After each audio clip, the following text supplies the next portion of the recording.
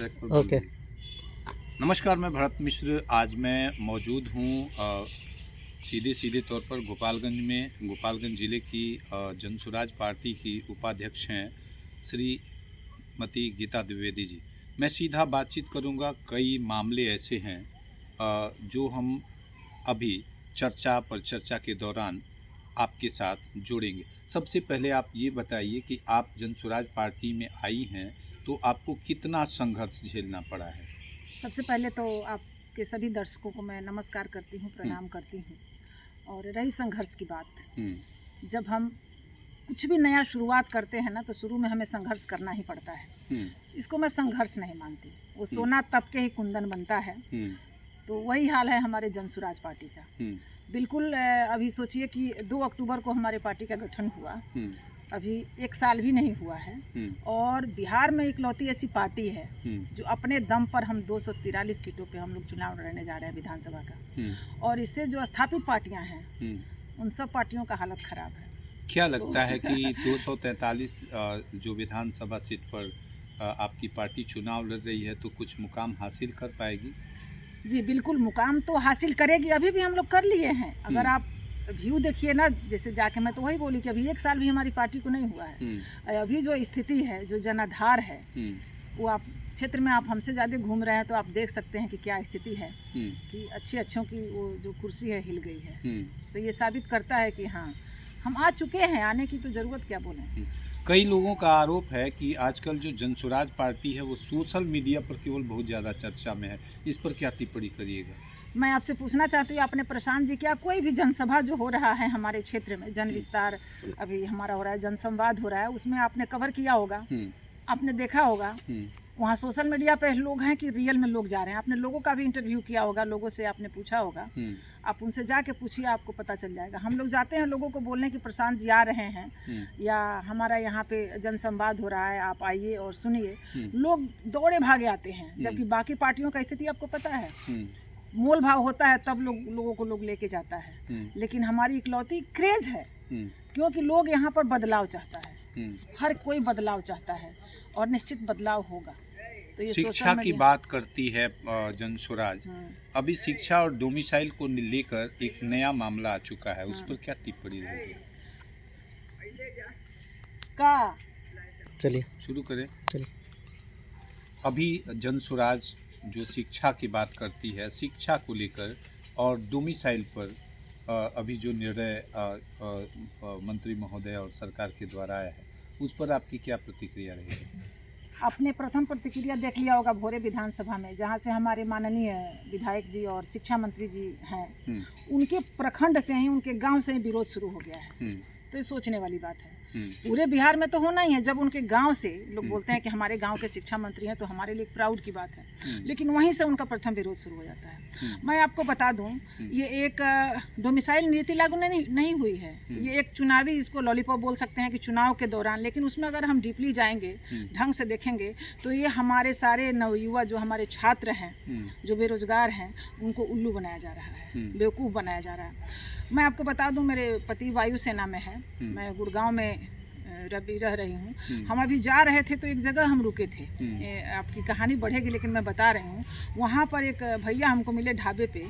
तो गाड़ी देख के वो बोले कि आप लोग बिहार से हैं? हम बोले हाँ। तो हमारी भी बहू नौकरी करती है गोपालगंज में और टीचर है। क्योंकि बिहारी लोग तो मजदूरी करने से उनको फुर्सत नहीं है। वो लोग हमारे यहाँ आके नौकरी करते हैं और हमारे बच्चे चूँकि टैलेंटेड हैं, इसलिए आपके गोपालगंज में जाके शिक्षक हैं। ये सच मुझे बहुत बुरा लगा कि ऐसी बात हो रही है। तो जब पहले चांस आया तो आपने बाहर वालों को दे ही दिया। अभी जो आई उसमें आपने दुनिया भर का नियम कानून, उसमें टर्म्स एंड कंडीशंस भर दिए हैं कि अब मान लीजिए सब लोग बाहर पढ़ा है। हम तो बॉर्डर क्षेत्र के हैं। हमारे यहाँ के तो मैक्सिमम लोग, मैक्सिमम बच्चे, हर घर में जाके देखिए, कोई भी बिहार से, बहुत कम लोग बिहार से पास किए हैं। क्योंकि एक BPS डिग्री कॉलेज है। अब कटिया से कितनी दूरी पे है, लोग वहाँ अपने बेटियों को भेजेगा, पढ़ेगा कि उससे नज़दीक बॉर्डर पार करते हैं और हमको स्कूल कॉलेज मिल जाता है, वहाँ लोग पढ़े लिखे हैं। तो ये सही नहीं है। इसका मैं पुरजोर विरोध करती हूँ। और जो भी आपके विजयपुर से जो शुरू हुआ है विरोध, उन लोगों का मैं समर्थन करती हूँ। खासकर वो जो बच्चे 10वीं और 12वीं की बात हो रही है, तो जैसे आप कह रही हैं कि आपके पति गुड़गांव में अभी हैं, हाँ। तो आपके बच्चे पढ़ाई कहाँ से शुरू में किए? वही बता दूं कि जैसे मेरे हस्बैंड एक फौजी हैं, फौज में रहे हैं, और मुझे लग रहा है देश के हर कोने में हमारा रहना हुआ है। हर 3 साल से 5 साल के अंदर हमारी पोस्टिंग आ जाती थी। तो हमारे बच्चे एक स्कूल में तो पढ़े ही नहीं है, फर्स्ट क्लास से लेके और 12th तक, क्या ग्रेजुएशन तक, वो कम से कम 8-10 स्कूल बदले हुए हैं। तो क्या उनको बिहार में नौकरी नहीं मिलेगी? ये तो हमारे लिए दुख की बात है ना। तो ये जो पेंच फंस रहा है, इस पर सरकार की आने वाली प्रतिक्रिया क्या होगी, ये सवाल तो है ही, लेकिन एक सवाल और है कि इतना ज़्यादा रोजगार की जो बात सरकारें कर रही हैं, तो बिहार में रोजगार सृजित कैसे होगा? देखिए, ये सब अचानक से जो पहले वाली रूलिंग पार्टियां कर रही हैं, उनके लिए तो बताऊंगी कि वो पार्टियां डर गई हैं। क्योंकि आप किसी भी मुद्दे पर देख लीजिए, जैसे अभी पेंशन ही था, मान लीजिए 400 रुपया पेंशन था, नीतीश जी इतने दिनों से हैं 410 रुपया नहीं किए उसको बढ़ा के। और हमारी पार्टी ने बोल दिया, प्रशांत जी ने अनाउंस किया कि जब हमारी पार्टी की सरकार बनेगी तो हम लोग 2000 रुपया देंगे इसमें। और उन्होंने बिना विलम्ब किए 1100 रुपया बढ़ाया। चलिए, कुछ भी हुआ, हमारे जो जनता जनार्दन है उनको तो फायदा हुआ। सेम वही जब हम रोजगार की बातें कर रहे हैं, रोजगार कहाँ से आएगा? कोई जरूरी नहीं कि हमारा यहाँ पर फैक्ट्री खुल गया। सबसे बढ़िया जो हम लोगों का एक पार्टी का सिंबल भी देखिए, हम लोग मांग के लिए हैं स्कूल का बस्ता। बिहार के विकास का रास्ता स्कूल का बस्ता। तो शिक्षा में सुधार होगा, अपने आप धीरे धीरे वो स्थिति बदलने लगेगी, रोजगार मिलेगा। और ये हमारे पार्टी का वादा भी है। आप मैं सारा बताने लगूंगी तो आपका शायद इंटरव्यू, आपके पास समय कम ज़्यादा हो जाएगा, लेकिन इतना भी गारंटी है कि छठ में जो हमारे प्रवासी भाई बहन लोग हैं, जो हमारे भाई लोग हैं, जो 10,000 12,000 के लिए जो बाहर में जा कर के नौकरी कर रहे हैं, मजदूरी कर रहे हैं, वो छठ में आएंगे तो उनको 10,000 की नौकरी के लिए बाहर नहीं जाना पड़ेगा। इसकी गारंटी है हमारी सरकार अगर बनती है तो। महागठबंधन ने भी माई बहन मानधन योजना और अधिकतम मूल्यांकन किया है पेंशन के तौर पर, उस पर लेकर क्या प्रतिक्रिया रहेगी? देखिए, पेंशन का तो छोड़िए, वो बोलते हैं तेजस्वी कि मैंने बोला था 1500 तब ये हुआ है, लेकिन किसके कहने से हुआ है ये जग जाहिर है। रही बात सबसे हास्यास्पद जो बात है वो माई बहन योजना की, जो राजद की माई बहन योजना है, उसको आप जब ढंग से जाइएगा, उन्होंने बोल दिया है कि 2500 रुपया हम देंगे माई बहन। बिहार में कुल कितनी महिलाएं हैं? लगभग 6 करोड़। जो 18 से जो बच्चियों को अगर छोड़ दीजिए, फिर भी 5 करोड़ के आसपास हमारी महिलाएं तो हो जाएंगी ना। अगर आप 2,500 रुपया अगर 5 करोड़ महिलाओं को अगर आप देते हैं पर मंथ, कितना आपका खर्चा आएगा? टोटल बिहार का बजट कितना है? तो टोटल जो बिहार का बजट है उसके आधे से ज़्यादा रकम तो आप महिलाओं को फ्री में दे देंगे। फिर आपका योजना बजट हुआ, सारा कुछ जो भी बिहार का खर्चा हुआ वो उसमें कहाँ से करेंगे? तो ये संभव ही नहीं है। मतलब ये कोई सोच ही नहीं सकता है कि ऐसा हो सकता है। तो ये पूरा माई बहन जो योजना है ना, वो सिर्फ महिलाओं को बरगलाने के लिए किया गया है। लेकिन हम लोग वही काम कर रहे हैं, हम माताओं बहनों को ये बात समझा रहे हैं कि ये देखिए, पेपर में सिर्फ चुनाव तक ये बताया जा रहा है। अब आपके जेब में हो 300 रुपया और 150 रुपया आप उनको बांट दीजिए पूरा, और 150 रुपया में आपको पूरे बिहार को कैसे चला लेंगे? संभव ही नहीं है। आप खुद एक महिला हैं, तो एक महिला के तौर पर अगर माई बहन जो मानधन योजना है उसके पक्ष में आपकी बात जाएगी या निष्पक्ष बात करने की बात हो, तो आप किस पक्ष की बात करेंगे? देखिए, निष्पक्ष ही मैं हूँ। ये प्रैक्टिकल ही नहीं है। कहाँ से प्रैक्टिकल है? आपके जेब में पैसे नहीं है और आप कहाँ से आप सबको बांट दोगे इतने सारे पैसे? बाकी बिहार का क्या होगा? आपका योजना जो भी खर्चा है बिहार का कहाँ से आएगा?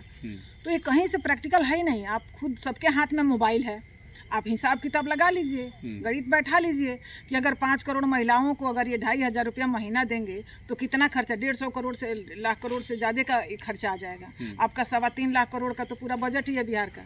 संभव ही नहीं है ये। आप ये जितनी बातें कह रही हैं, जनता तो ये कहती है बिहार में बहार है। देखिए, बिहार तो सही, हम तो बिहारी हैं और बड़े गर्व से कहते हैं कि हम बिहारी हैं। लेकिन ये भी बात सच है कि कुछ नेताओं की वजह से बिहारी शब्द अब गाली जैसा हो जाता है।